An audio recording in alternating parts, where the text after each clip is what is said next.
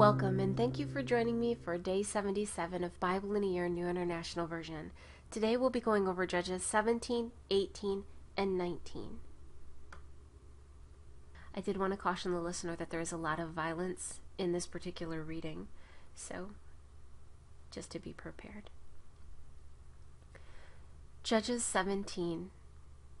Now a man named Micah from the hill country of Ephraim said to his mother, "The 1,100 shekels of silver that were taken from you, and about which I heard you utter a curse, I have that silver with me." I took it.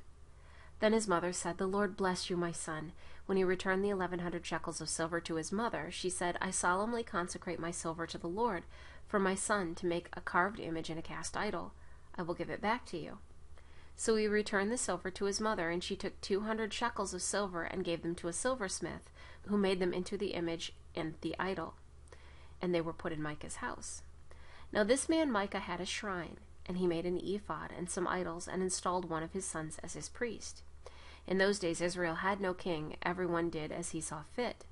A young Levite from Bethlehem in Judah, who had been living within the clan of Judah, left that town in search of some other place to stay. On his way he came to Micah's house in the hill country of Ephraim. Micah said, "Where are you from?" "I'm a Levite from Bethlehem in Judah," he said, "and I'm looking for a place to stay."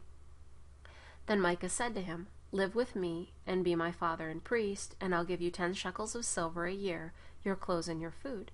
So the Levite agreed to live with him, and the young man was to him like one of his sons. Then Micah installed the Levite, and the young man became his priest and lived in his house. And Micah said, "Now I know that the Lord will be good to me, since this Levite has become my priest." Judges 18. In those days Israel had no king, and in those days the tribe of the Danites was seeking a place of their own where they might settle, because they had not yet come into an inheritance among the tribes of Israel. So the Danites sent 5 warriors from Zorah and Eshtaol to spy out the land and explore it. These men represented all their clans. They told them, "Go explore the land." The men entered the hill country of Ephraim and came to the house of Micah, where they spent the night. When they were near Micah's house, they recognized the voice of the young Levite, so they turned in there and asked him, "Who brought you here? What are you doing in this place? Why are you here?" He told them what Micah had done for him and said, "He has hired me, and I am his priest." Then they said to him, "Please inquire of God to learn whether our journey will be successful." The priest answered them, "Go in peace, your journey has the Lord's approval." So the 5 men left and came to Laish, where they saw that the people were living in safety, like the Sidonians, unsuspecting and secure. And since their land lacked nothing, they were prosperous. Also they lived a long way from the Sidonians and had no relationship with anyone else. When they returned to Zorah and Eshtaol, their brothers asked them, "How did you find things?" They answered, "Come on, let's attack them. We have seen that the land is very good. Aren't you going to do something? Don't hesitate to go there and take it over. When you get there, you will find an unsuspecting people in a spacious land that God has put into your hands, a land that lacks nothing whatever." Then 600 men from the clan of the Danites, armed for battle, set out from Zorah and Eshtaol. On their way they set up camp near Kiriath Jearim in Judah. This is why the place west of Kiriath Jearim is called Mahanadan to this day. From there they went on to the hill country of Ephraim and came to Micah's house.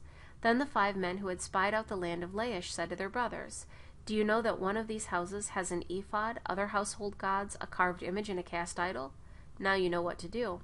So they turned in there and went to the house of the young Levite at Micah's place and greeted him.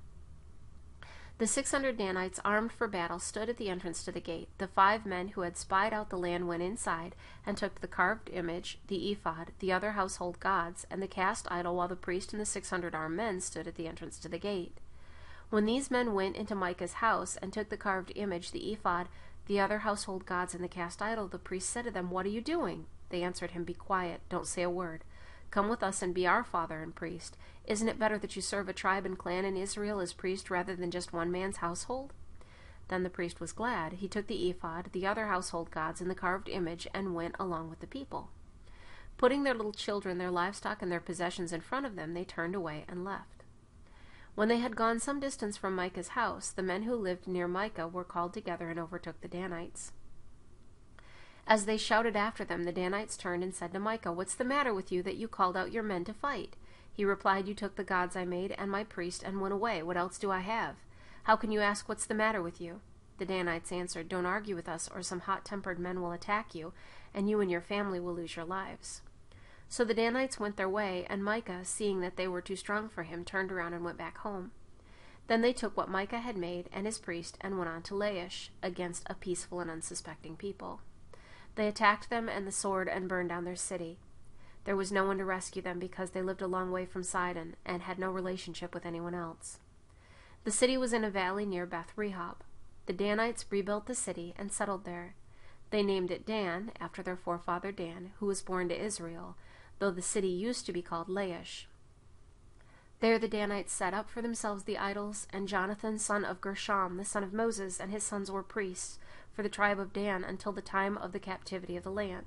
They continued to use the idols Micah had made, all the time the house of God was in Shiloh. Judges 19. In those days Israel had no king.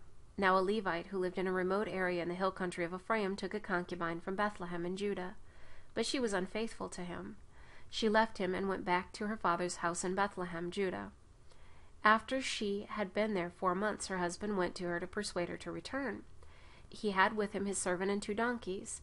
She took him into her father's house, and when her father saw him, he gladly welcomed him. His father-in-law, the girl's father, prevailed upon him to stay, so he remained with him 3 days, eating and drinking and sleeping there.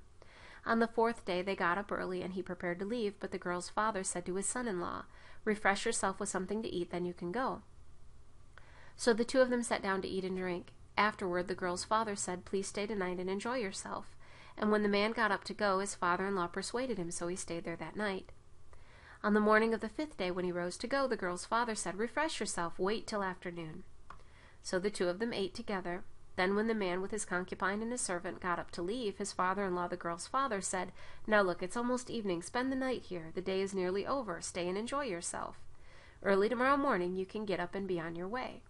But unwilling to stay another night, the man left and went toward Jebus, that is Jerusalem, with his 2 saddled donkeys and his concubine. When they were near Jebus, and the day was almost gone, the servant said to his master, "Come, let's stop at this city of the Jebusites and spend the night." His master replied, "No, we won't go into an alien city whose people are not Israelites. We will go on to Gibeah." He added, "Come, let's try to reach Gibeah or Ramah and spend the night in one of those places." So they went on, and the sun set as they neared Gibeah in Benjamin.